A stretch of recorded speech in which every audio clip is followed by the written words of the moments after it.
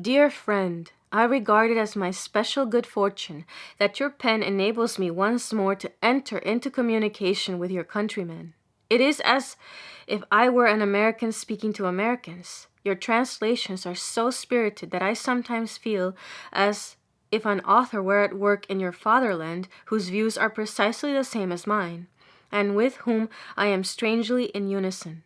From my youth I have felt an interest and sympathy in America, although I have never been there. I can recall from the days of my far-off boyhood the undefined romantic feeling with which men strained their gaze across the ocean's wide expanse from the fettered pre-Bismarck Germany to the opposite shores where freedom dwelt. These sentiments, however, are by no means the ground of my present attachment to your country. It dates from the day when the writings of Emerson first fell into my hands. No one has been to me such a revelation. I repeat what I have put into words more than once elsewhere.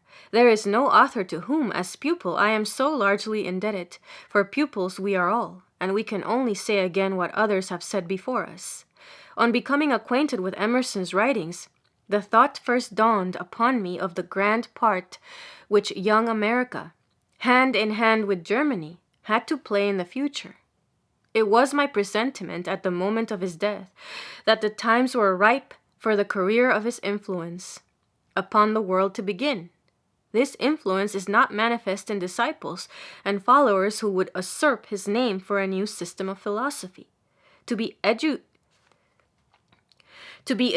from the letter of his works, but by universal recognition of his unswerving love of truth as a supreme element not only in literature but in life.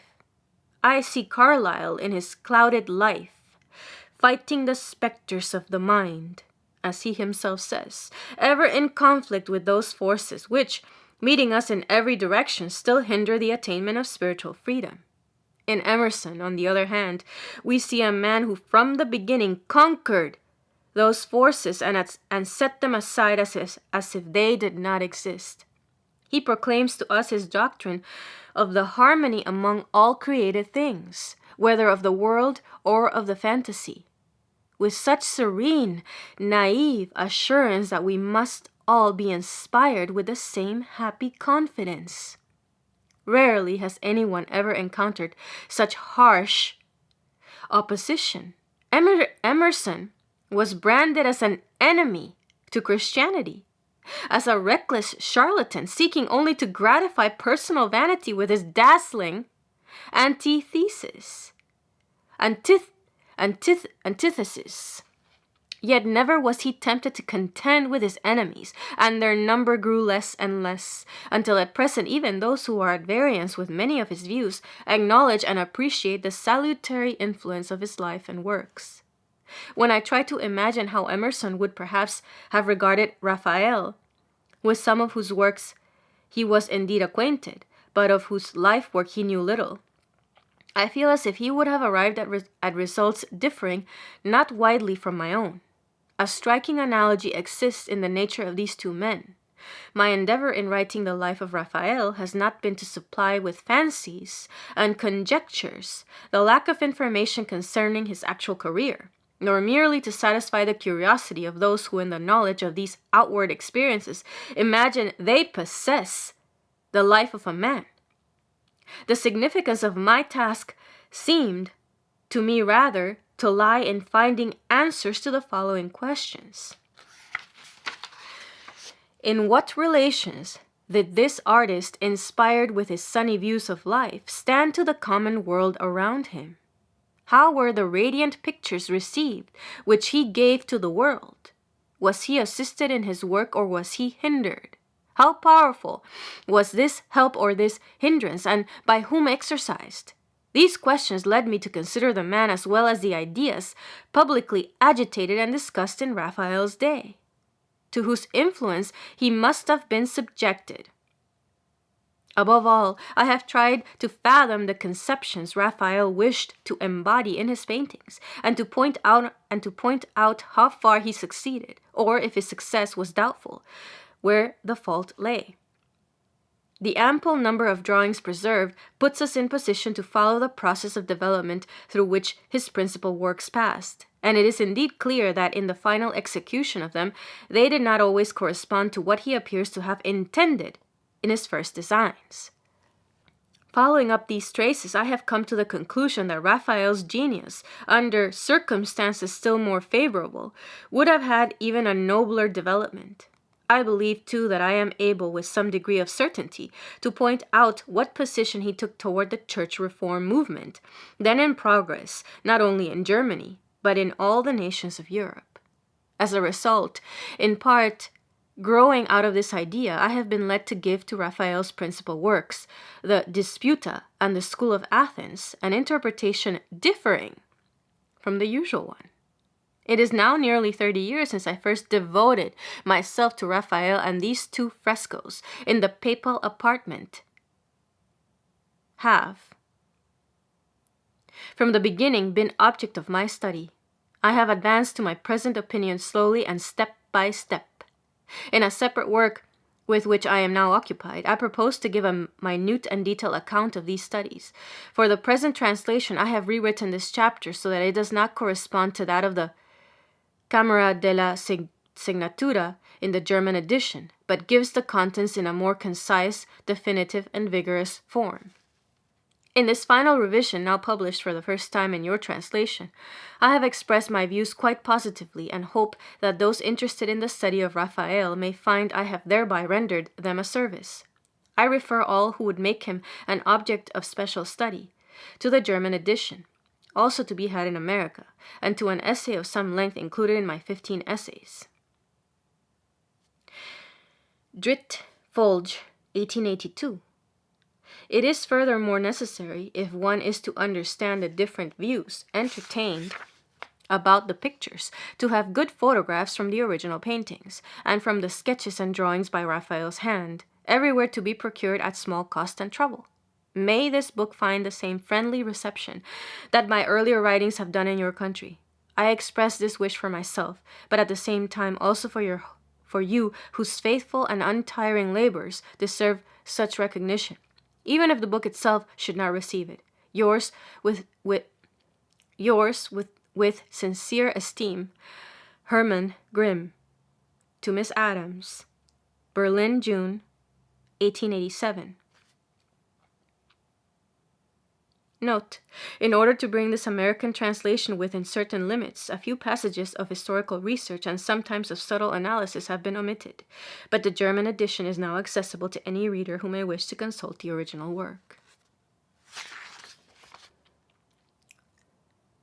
Raphael's apprenticeship falls into that peaceful century, the Quattrocento, which, directly preceding the Reformation, is distinguished because, during its course, Italy occupied the first place among the European nations. The Quattrocento has its special friends. Jacob Burckhardt's Kultur der Renaissance is an encyclopedia of its signification and fullness.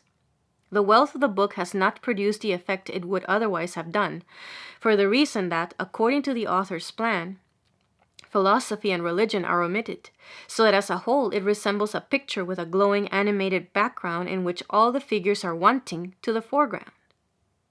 In Voigt's beautiful and instructive work, Die Wiederbelebung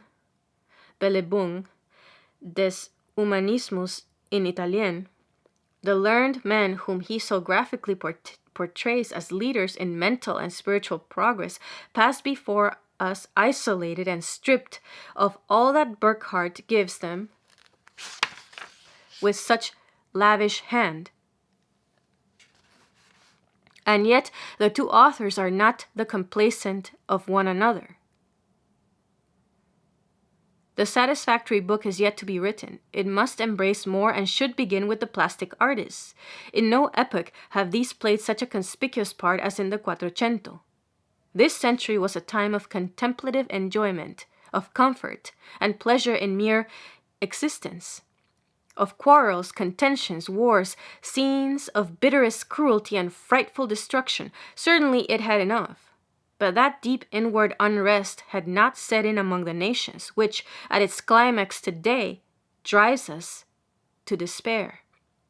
Up to the Quattrocento stretches the antique world, which for 3,000 years, as far back as sight can go, rolled on its destined way at a moderate pace. Already, indeed, presages of a new state of things began to arise, but they looked forward to harmonious conditions, and with as certain expectations as were entertained immediately before the breaking out of the French Revolution, when the blossoming of a humanizing era was prophesied in Europe. Savonarola's violent efforts to rouse the souls of men, which fell into the end of the century, had no consequence. Repose seems still the natural basis for human life. To us it appears as if the days and years must then have been longer, and the pulse beats of men slower. They desired to exist simply for themselves. They read eagerly and corresponded. Books also were printed, but we can count them. They were still expensive. They did not yet play a moving part in the affairs of the world, nor modify the thoughts of men. The spoken word was the mediating power for slowly progressive brain work, and by small contributions and chance gains mental wealth. The spoken word was the mediating power for slowly progressive. The spoken word was the mediating power for slowly progressing brain work, and by small contributions and chance gains, mental wealth was laboriously hived up. Men were cautious and silent. They stayed at home. The veils which screened the distance were thicker, the mysteries of foreign lands more grave, the roads, as soon as the towers of one's native city were out of sight, became long and dangerous, and return uncertain. Perder la cupola di veduta, no longer to be able to see the cupola of the cathedral, was what a genuine Florentine could not bear. They believed in cities during the Quattrocento, and the Italian cities were the most powerful of all. Italian soil seemed specially prepared to bring forth cities. Even before the founding of Rome, the greater part of them had stood on the very sites where we find them today. And when, after 1,000 years' service, the chain broke, which, as an elusive whole, had held the provinces of the empire together, Italy once more appeared as at the hour when Rome put forth its first childish efforts. In the Quattrocento, we find the institution of cities in its highest perfection. It is the first truly national bloom after the Augustan age. The Italian municipalities had had a history of running back full 2,000 years when the first Flemish and German cities were founded. These latter had also, during the Quattrocento, wealth and power enough, but the element of an intellectual life they were not capable of producing. Even the emperors could not make head against Venice. And when, at the end of the century, Charles VIII victoriously entered Florence with his army, he by no means felt at home in his new position. The inhabitants of cities in the Quattrocento may be compared to bees, who, while laboring after the sustenance of life, instinctively build artistic and marvelous dwelling places for themselves. To erect churches and palaces planned for eternity seemed in those days a necessity. A return had set into the architectural forms of the antique world, which they learned to understand as by inspiration, from the few last vestiges remaining to them. The antique sculptures also gave new life to painting and the plastic art. From century to century, the importance of the freshly discovered monuments increased. The beauty of the statues which were brought to light overcame all scruples concerning them, although, according to the teachings of the Church, they were to be looked upon as the abodes of evil demons. In the progress of the century, the earth richly yielded up statues in bronze and marble, cut stones, metals, weapons, vases, and household utensils of all kinds, as if some provident ancestors, at the dawn of barbarous days, had carefully buried these valuable things to preserve them until a brighter future could derive benefits from the concealed family treasures. And the antique authors, whose Latin as the second mother tongue of the people had remained living through all these centuries, now appeared as the interpreters of these possessions, circulated far and wide by the new printing press. Their truth and value were sacredly believed in. The Italians of the Quattrocento regarded themselves as the natural heirs to this past glory and looked forward with certainty to a return of the old splendor. Such thoughts inspired the best and noblest citizens and residents of Rome, Venice, and Milan, as well as the Florentines. The clergy and higher orders of the nobility took the lead in the search for antique treasures. They made no chronologic distinctions. The entire old world was like a kingdom endowed with all the choicest gifts of the spirit which, though belonging to the past, had not perished, but could be conjured back into life, and by the exertion of their own powers might still forward the march of intellect. They imagined themselves linked to those periods of an antique existence which produced the best authors and the most beautiful works of art. What charms us in these dreams today is the innocence with which men surrendered themselves to them. We do not reproach the men of the Quattrocento for not having prepared themselves for what the next century brought forth. What age has ever done that? But one thing they would and could do better than any other, use their eyes. And men must first see whatever is to become a part of their lives. Therefore, artists took the foremost rank. Painters and sculptors were the mediums for communicating historical knowledge to the people. A chiseled or painted portrait was more eloquent than the best biography. The plastic artists were the teachers of the great public and its historians. Events must pass through their hands before they could assume the rank of actual verities. An infinite array of subjects, selected from the realm of sacred and profane history, indeed, even the Christian doctrines, in symbolic force, were exhibited inside and outside of the houses and churches. They governed and directed the imaginative life of the people. Day after day, these works were present to their view in unaltered forms. Men had become accustomed to receiving knowledge of events through visible represcutation. This, in truth, was the reason why from the beginning the Latin Church, in contrast to the Greek Church, adhered to pictures. They were one of its most powerful adjuncts. It had been so from time immemorial, but the Quattrocento was fertile to a degree which exceeded all earlier or later times. Never before or after did men possess such happy facility to express their thoughts in plastic form. How naively Botticelli translates Dante's visions into pictures. Eyes were insatiable in seeing at that time, an artist inexhaustible in invention. In all the vicissitudes of life, in war and politics, was mingled a passionate solicitude for works of art. We are accustomed in this connection to think only of the Medici of Florence, but they were in many respects phenomenal. We speak here of the average type.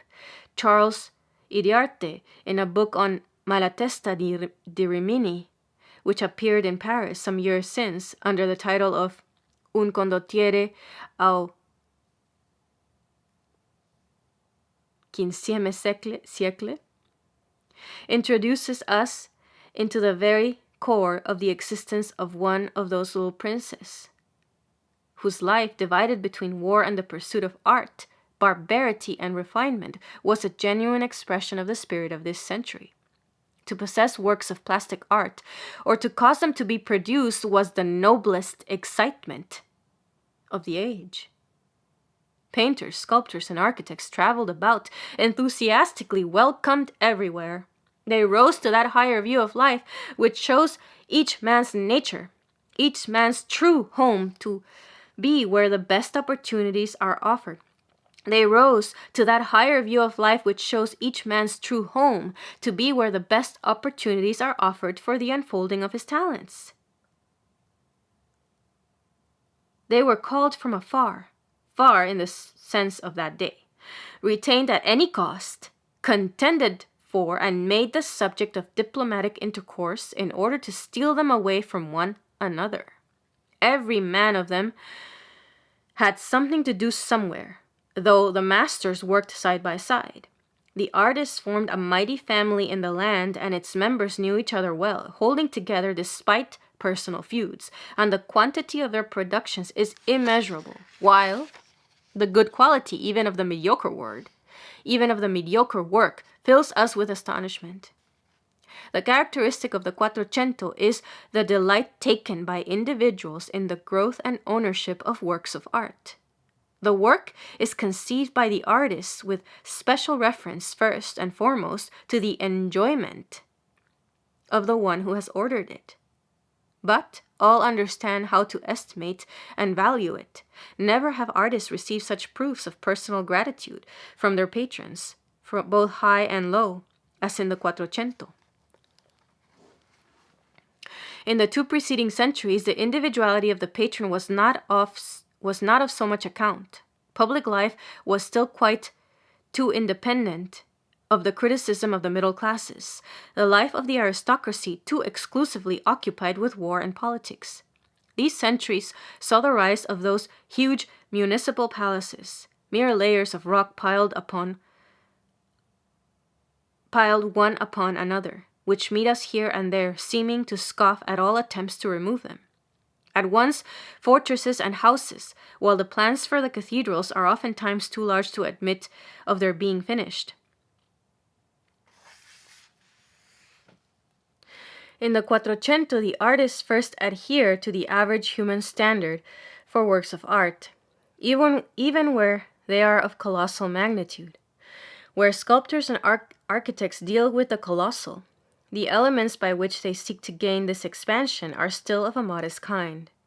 Even the most enormous sculptures remind us that the studies of their authors were made in the workshops of goldsmiths.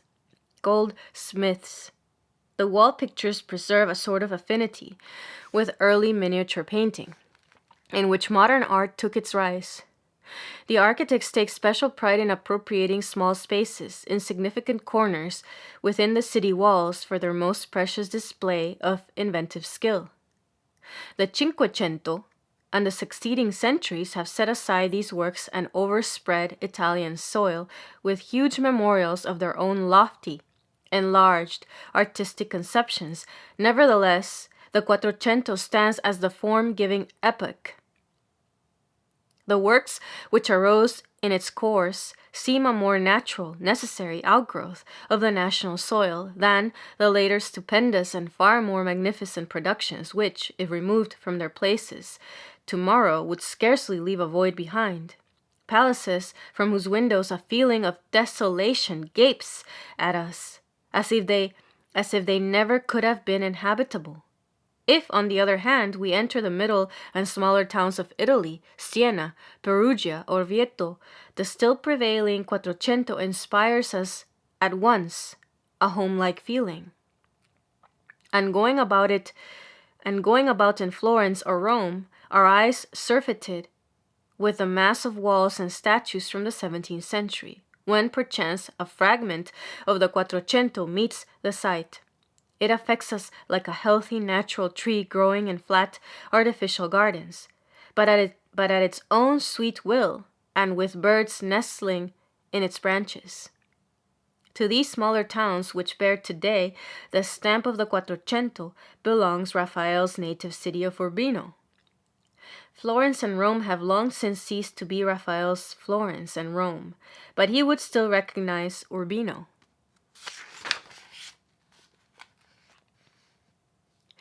Italy, with Rome and the states of the Church at her center, was subject to three kinds of rulership when Raphael was born. First, the two great cities ruling in their own might, Venice and Florence. Then, two despotisms of wider scope, one north, the other at the south. Milan, the dukedom governing the rich plains of the Po, and Naples, Il Regno, to which the southern point of Italy belonged. Between these five powers, and dependent upon their policy, was the mass of self-sustained towns and principalities of every kind whose proceedings effected numerous changes in the politics of Italy at that time. There were dukes, counts, and other nobles, whose business it was to make war. A never-ending fight, simply for the sake of fighting. To the families who were among the upholders of this state of things belonged the lords of Urbino, the family of Montefeltro.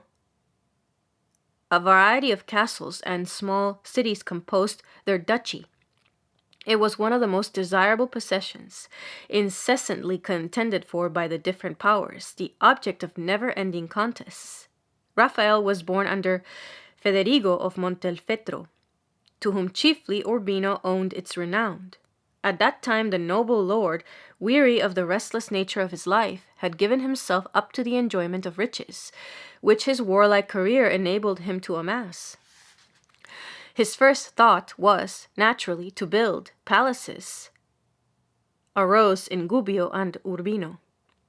This afforded work not only to the architects, but to the artists, mechanics, and artisans of every class. When Raphael came into the world, the palace in Urbino was for the most part finished, but an undertaking of this kind could not be without lasting effect. Raphael did not, like Leonardo and Michelangelo, grow up in a whirl of opinions and public ambitions, which were nowhere found at that time, in such manifold variety as in Florence. But throughout his childish years, these grand artistic enterprises of the Duke must have had a stimulating influence on his mind. His father enjoyed the favor of the ruling family, and indeed the achievements of Federigo of Montefeltro took such powerful hold of the imagination of Giovanni Santi that he felt moved to write a poem in which they were lauded, elaborately versed and rung out. It must have taken a long time to put together 20,000 tercine, Dante's meter. Federigo was no longer living to receive this tribute when it was finished, and the author presented to his son, Guidobaldo, the volume which is today in the library of the Vatican. According to the preface, Giovanni Santi, owing to severe losses by fire, was no longer able to support his family from the proceeds of his inherited estate, and applied himself to painting as a remunerative business. Vasari, in the first edition of his biography, will not allow Raphael's father the rank even of a mediocre painter, but in the edition of 1568 expresses himself somewhat more courteously. In our day, Giovanni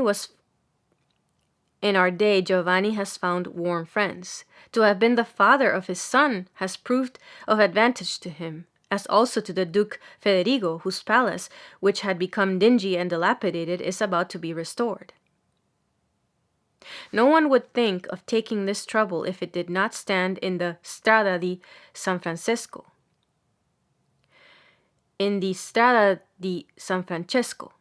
Which likewise contains the two little houses Giovanni Santi made into one, bearing an inscription which tells us that here Raphael was born.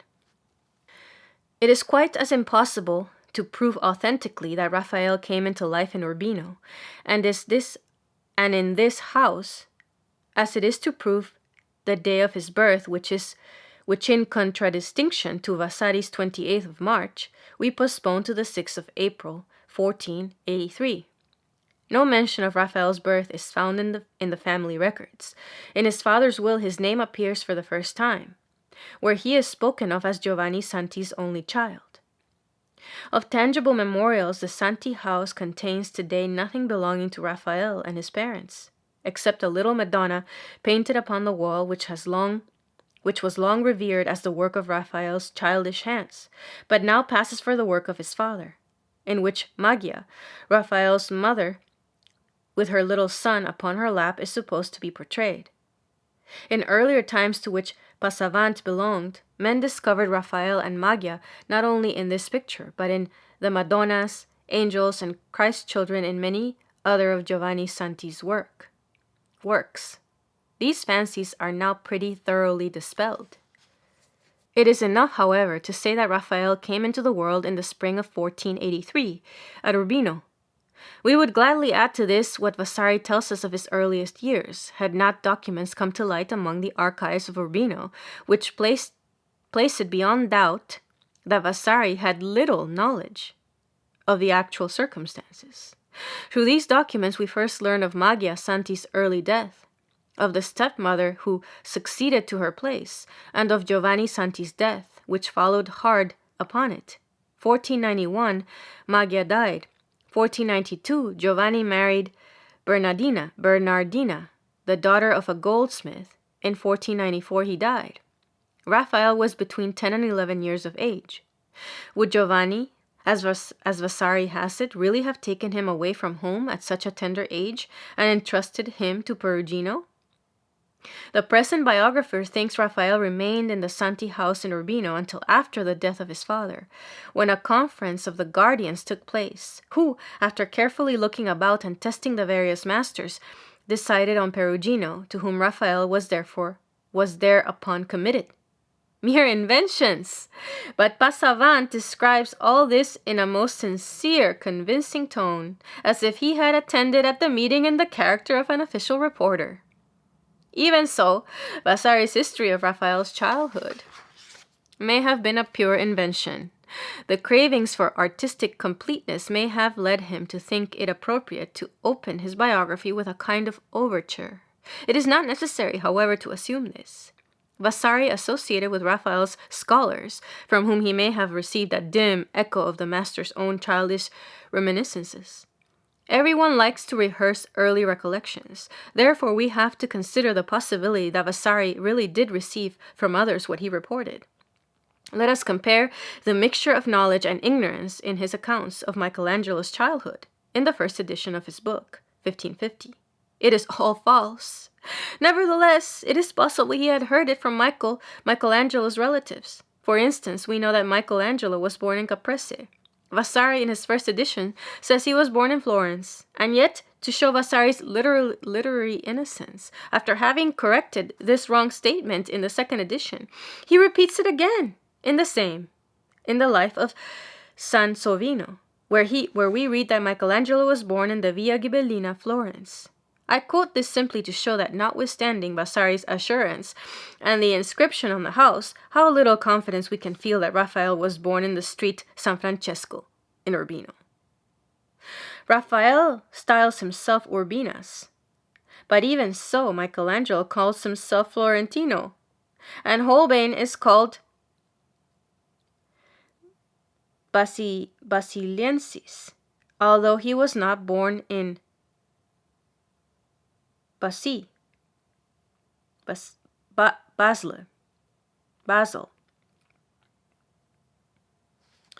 It seems to me that the truth of Vasari's story of Raphael's childhood must be tested rather by its general tenor than by chronology.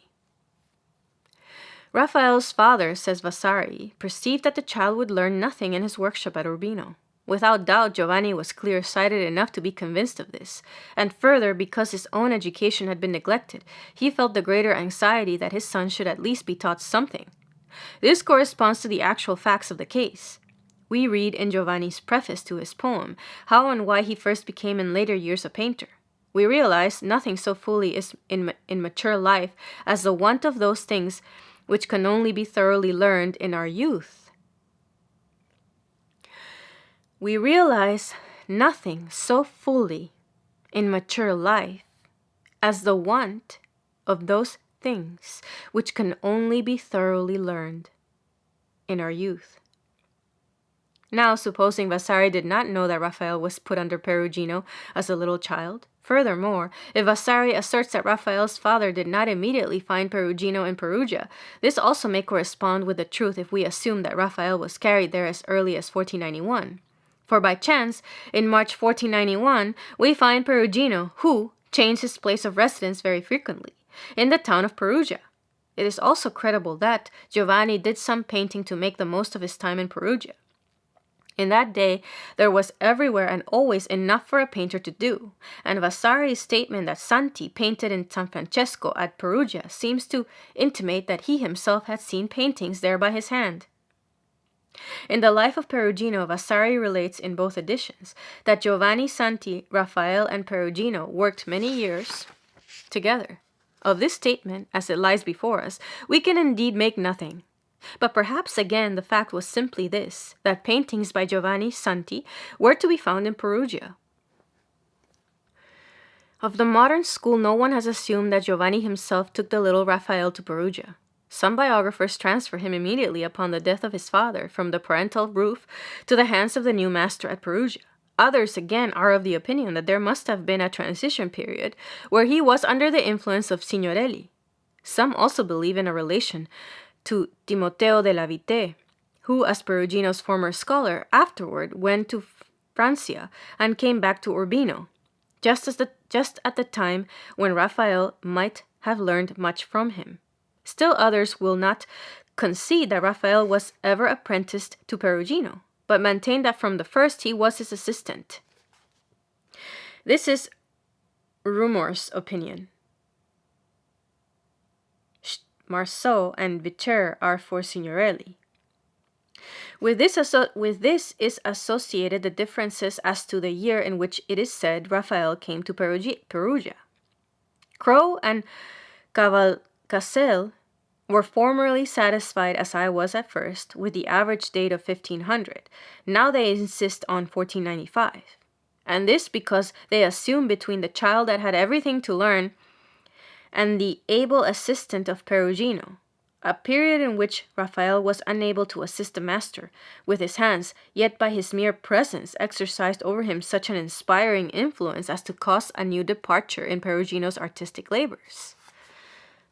And this they undertake to prove. Many and various are the opinions brought forward and accepted on this point only to be rejected again. And since to Giovanni Santi or the guardians so many ways stood open, why was Raphael sent to Perugino rather than another? Why not to Mantegna, Melozzo, De Forli, Leonardo, or Piero della Francesca? Perhaps because Perugino was at that time the most employed and popular of the masters, for the Orvietons likewise only decided on Signorelli when Perugino would not come, and Leonardo was in Milan too far away. Clearly, Giovanni Santi had an ideal view of Perugino, whom he speaks of in his poem in conjunction with Leonardo as being the painter of all that was graceful and lovable. If I understand the passage rightly, Du giovin par d'etad a par d'amori. As Leonardo borrowed from Verrocchio, that peculiar smile which consists in a delicate play of the muscles setting the lips only in motion, and which was so extensively imitated by his school, even so Perugino derived from the same source a sweetly tender expression, lingering about the mouth, which captivated his pupils and his public, and is found reflected in the earliest heads by Raphael. But about the time that Raphael came to him, no matter precisely when, between 1495 and 1500, this delicate facial expression had stiffened into a kind of uniform mask given to every one of his characters. The pretty faces, vultus bellini, which Giovio later found so much fault with, saying that, after Raphael and Michelangelo came, nobody could bear them any longer. This finishing touch, which one might call a mechanically added flavor, was always given, together with a certain kind of drapery, and the same pose of the hands and feet, which we see likewise repeated in Raphael's first productions. How far Giovanni Santi and even Raphael himself yielded to the charm of this Peruginesque beauty, I am the less inclined to ask. However, because no satisfactory answer could be given, of vastly more importance is it that we should know into what intellectual atmosphere Raphael entered as a child with Perugino. We know of Michelangelo that he fell into the hands of Polizian in the Palazzo Medici, and then how Savonarola took possession of him.